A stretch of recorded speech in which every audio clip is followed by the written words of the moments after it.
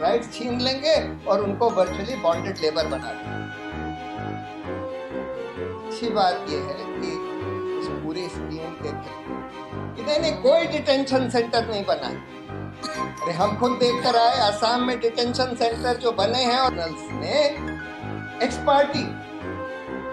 Party मतलब उनकी सुनवाई नहीं हुई, कोई आया नहीं और आपने बोल दिया फॉरेन हो। उसमें डिस्ट्रिक्ट मैजिस्ट्रेट को अधिकार दिया है कि जिसको चाहो तुम डाउटफुल से जा रहा।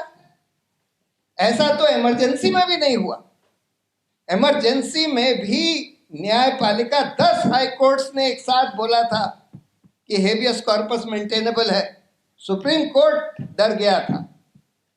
लेकिन आज तो हम देख रहे हैं कि सुप्रीम कोर्ट तो बिल्कुल ही कोलैप्स हो गया। कभी हुई नहीं इतनी बेरोजगारी, इकोनॉमी की हालत इतनी ध्वस्त हुई नहीं। वहां पर बस ये हिंदू मुस्लिम करने के लिए ये सब एनआरसी, एनपीआर और सिटीजनशिप अमेंडमेंट एक्ट लाया जा रहा है। लेकिन उन लोगों को यह बात समझ लेनी चाहिए कि जिस दिन व्यवस्था बदलेगी इन सब की जवाबदेही तय करी जाएगी। ये सब लोग बहुत ही संगीन अपराध के गिल्टी हैं। इन सबको लाइफ इम्प्रिजनमेंट सबको होनी चाहिए। जो भी पुलिस वाले इस तरह से बिहेव कर रहे हैं बहुत संगीन अपराध कर रहे हैं, और जिस दिन व्यवस्था ये थोड़ी बदलेगी उस दिन इनकी जवाबदेही तय करी जाएगी। इन लोगों को अच्छी तरह से ये बात समझ लेनी चाहिए। वहां का चीफ मिनिस्टर खुद टीवी पर पब्लिकली कह रहा है कि मैंने पुलिस को बोला है कि इनके खिलाफ बदला लेना है, जो प्रोटेस्ट कर रहे हैं उनके खिलाफ बदला लेना है। और ये वो चीफ मिनिस्टर है जिसका जो हिस्ट्री शीटर है, जिसके खिलाफ कम से कम 10 सीरियस ऑफेंसेस के केस थे। Attempt to murder, conspiracy to murder, rioting, communal violence, communal hate speech, सब तरह के केसेस।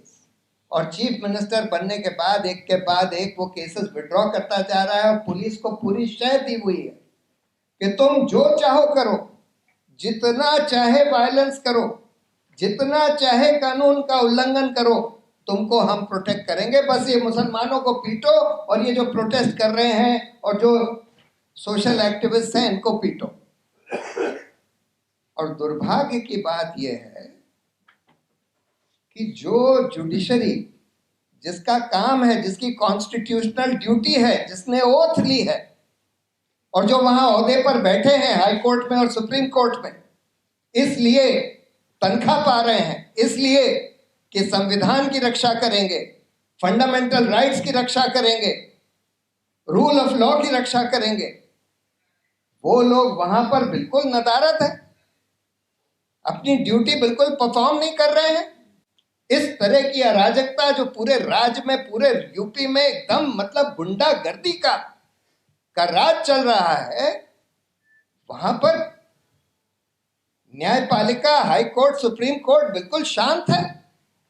ऐसा तो इमरजेंसी में भी नहीं हुआ। इमरजेंसी में भी न्यायपालिका 10 हाई कोर्ट्स ने एक साथ बोला था कि हेबियस कॉर्पस मेंटेनेबल है, सुप्रीम कोर्ट डर गया था। लेकिन आज तो हम देख रहे हैं कि सुप्रीम कोर्ट तो बिल्कुल ही कोलैप्स हो गया। और यही सबसे भयंकर चीज है।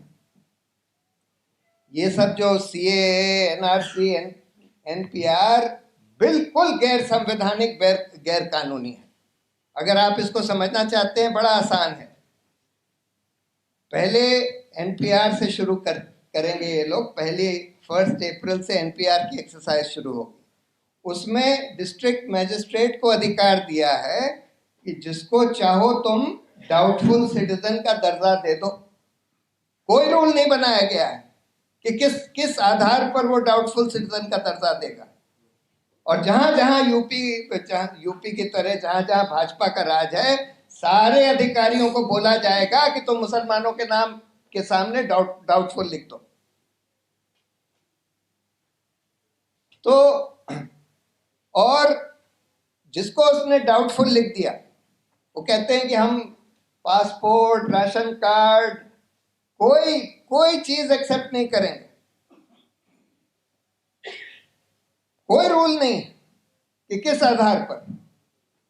जिसको चाहे वो डाउटफुल लिख दे, और उसके बाद कहते हैं कि उसके आधार पर जिसका डाउटफुल लिख दिया उनके नाम हटा दिए जाएंगे, जिसका नाम पॉपुलेशन रजिस्टर में आ गया उनका नाम एनआरसी में डाला जाएगा, और जिनका नाम एनआरसी में नहीं आया, जिनके पास डॉक्यूमेंट्स नहीं है या जिनका जबरदस्ती उसने लिख दिया डाउटफुल, बहुत लोगों के पास, गरीब लोगों के पास डॉक्यूमेंट्स नहीं होते, बर्थ सर्टिफिकेट कितने लोगों के पास होता है, मेरे पास भी नहीं है।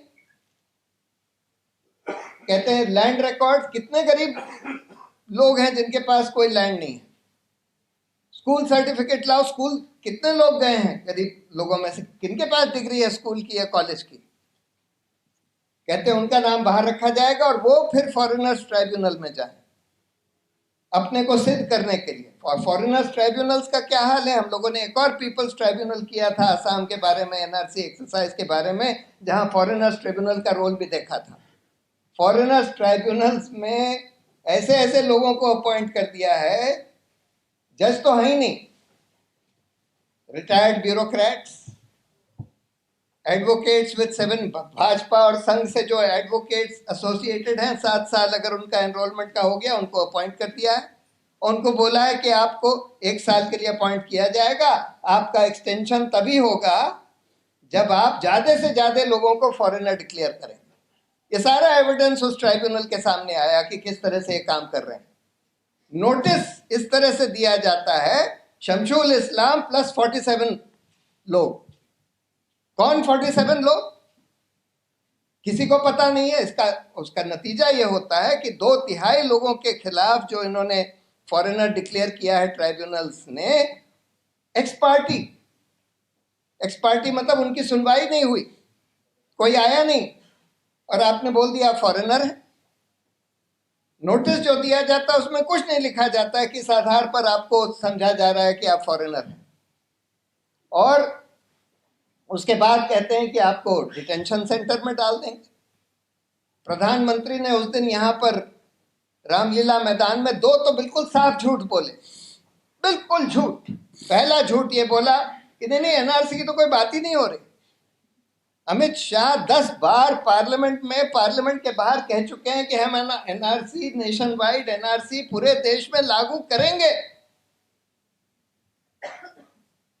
और इसी प्राइम मिनिस्टर के भाषण के 2 दिन बाद उन्हीं की कैबिनेट ने फैसला किया कि 1 अप्रैल से नेशनल पॉपुलेशन रजिस्टर की एक्सरसाइज शुरू होगी, और नेशनल पॉपुलेशन रजिस्टर ही आधार है एनआरसी का। क्योंकि वो कहते हैं कि नेशनल पॉपुलेशन रजिस्टर में जिनके नाम आएंगे, उसमें जिनके नाम के सामने डिस्ट्रिक्ट मैजिस्ट्रेट ने डाउटफुल सिटीजन नहीं लिखा है, वही नाम एनआरसी में जाएंगे, और वही आधार है एनआरसी का। फिर भी ये झूठ बार बार बोला जा रहा है सरकारी लोगों के द्वारा कि नहीं एनपीआर का तो एनआरसी से कोई कनेक्शन नहीं। तीसरा झूठ इन्होंने ये बोला कि नहीं कोई डिटेंशन सेंटर नहीं बना है। अरे हम खुद देख कर आए, असम में डिटेंशन सेंटर जो बने हैं और बन रहे हैं, और कर्नाटक और कई राज्यों में बन रहे हैं, कि जिनका नाम एनआरसी के बाहर ट्राइब्यूनल ने अगर आपको नहीं माना, तब फिर आपको डिटेंशन सेंटर में डाला जा सकता है। कितने लोगों को डालेंगे? 19 लाख लोग तो सिर्फ आसाम में बाहर हैं एनआरसी के। अगर यही एक्सरसाइज पूरे देश में हुई तो करोड़ों लोग बाहर रहेंगे। करोड़ों लोगों को आप डिटेंशन सेंटर में डालेंगे, उनका खर्चा कौन उठाएगा? कितना खर्चा होगा? अगर 1 करोड़ लोग भी हैं तो उनका खर्चा कम से कम 50,000 करोड़ रुपए हर साल उनके सिर्फ मेंटेनेंस का खर्चा है, और वो डिटेंशन सेंटर बनाने का कम से कम 5 लाख करोड़ 1 करोड़ लोगों को रखने के लिए। और जहां पर इतनी बेरोजगारी पूरे देश में अनप्रेसिडेंटेड, कभी हुई नहीं इतनी बेरोजगारी, इकोनॉमी की हालत इतनी ध्वस्त हुई नहीं, वहां पर बस ये हिंदू मुस्लिम करने के लिए ये सब एनआरसी, एनपीआर और सिटीजनशिप अमेंडमेंट एक्ट लाया जा रहा। और सिटीजनशिप, अब कहते हैं अमित शाह, नहीं हिंदू, सिख, ईसाई, बौद्ध, जैन को कोई चिंता करने की जरूरत नहीं है, हिंदुओं को कोई चिंता नहीं है। जो लोग एनआरसी से छूट जाएंगे सबको हम सीएए के द्वारा वापस सिटीजनशिप दे देंगे। अरे कैसे दे देंगे? किसको आप उल्लू बना रहे हैं? जो जने छूट जाएंगे वो तो इसलिए छूट जाएंगे कि उनके ये एफिडेविट देने के बावजूद उनको छोड़ दिया गया, कि उन्होंने एफिडेविट दिया कि हम हिंदुस्तानी सिटीजन हैं, फिर भी डिस्ट्रिक्ट मैजिस्ट्रेट ने, फॉरेनर्स ट्राइब्यूनल ने छोड़ दिया। अब आप कह रहे हैं, उस कानून में लिखा है कि जो रेफ्यूजी पाकिस्तान, अफगानिस्तान और बांग्लादेश से आए हैं दिसंबर 2014 के पहले धार्मिक प्रताड़न के कारण, उनको हम सिटीजनशिप दे देंगे। अब वो अगर एफिडेविट देते हैं सिटीजनशिप एप्लीकेशन, सीएए की एप्लीकेशन में, कि हम तो रेफ्यूजी हैं, पाकिस्तान, बांग्लादेश या अफगानिस्तान से आए हैं धार्मिक प्रताड़न के कारण, तो सीधा उनका प्रोसिक्यूशन परजुरी के लिए होगा। फिर भी ये कहा जा रहा है, झूठ बोला जा रहा है, लोगों को बिल्कुल उल्लू बनाया जा रहा है, हिंदुओं को भी उल्लू बनाया जा रहा है। और ये सारा काम इसलिए हो रहा है कि मुसलमानों को किसी तरह से और गरीबों को सरकार के मर्जी पर छोड़ दो, कि उनको हम थ्रेटन करेंगे कि या तो उनको डिटेंशन सेंटर में डाल देंगे, नहीं तो उनके सब कम से कम वोटिंग राइट्स छीन लेंगे, उनको सेकंड क्लास सिटीजन बना देंगे, सिटीजन तो नहीं नॉन सिटीजन बना देंगे, उनके सारे सिटीजनशिप राइट्स छीन लेंगे और उनको वर्चुअली बॉन्डेड लेबर बना देंगे।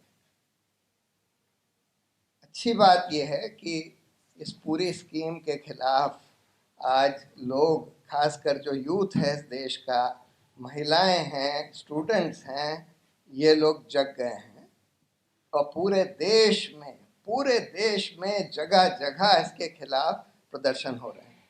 इसी से ये लोग घबराए हुए हैं, इतना घबरा गए हैं कि आदित्यनाथ ने तो पुलिस को बोल दिया है कि बस तुम मारो इन लोगों को, इनके खिलाफ झूठे केस बनाओ, जेल में डाल दो, जो चाहो करो, तुमको पूरा प्रोटेक्शन दे,